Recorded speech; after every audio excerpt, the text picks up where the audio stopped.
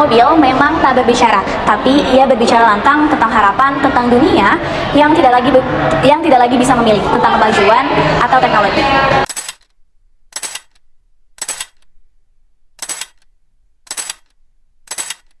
Tentunya tidak luput dari keunggulan kepraktisan dari mobil listrik sendiri.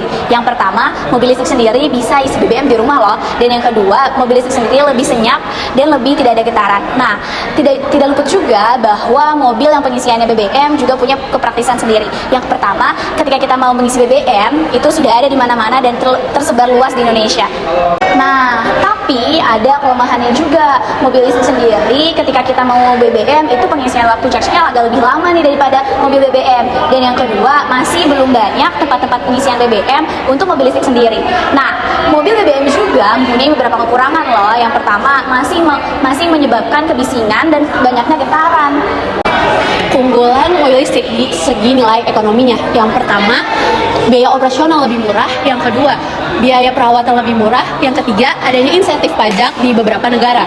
Untuk mobil BBM, yang pertama, adanya banyaknya harga dan model.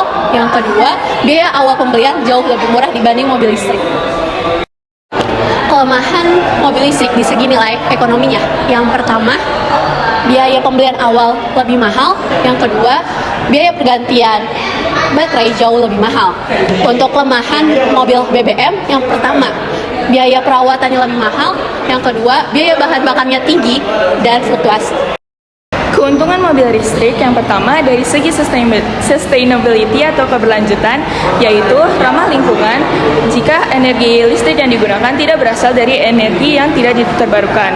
Dan yang kedua, yaitu tidak menghasilkan emisi secara langsung. Jika mobil BBM, keuntungannya yang pertama, yaitu proses produksi yang sudah mapan dan tidak memerlukan transisi yang besar. Kelemahan mobil listrik yang pertama dari segi sustainability, yaitu dapat menghasilkan emisi dan masalah limbah jika tidak dikelola dengan baik. Dan yang kedua, bergantung pada sumber listrik yang digunakan. Kalau mobil BBM, permasalahan yang pertama yaitu dapat menimbulkan polusi udara dan juga gas rumah kaca. Dan yang kedua, tidak berasal dari energi yang terbarukan. Kesimpulannya, mobil listrik unggul dalam keberlanjutan dan efisiensi jangka panjang, namun terkendala oleh harga awal yang tinggi dan keterbatasan infrastruktur. Sementara itu, saat ini, mobil BBM lebih diminati karena kepraktisannya, terutama dari segi ketersediaan SPBU dan kecepatan pengisiannya. Meski begitu, mobil listrik memiliki potensi besar di masa depan untuk menjadi pilihan utama, seiring perkembangan teknologi dan infrastruktur.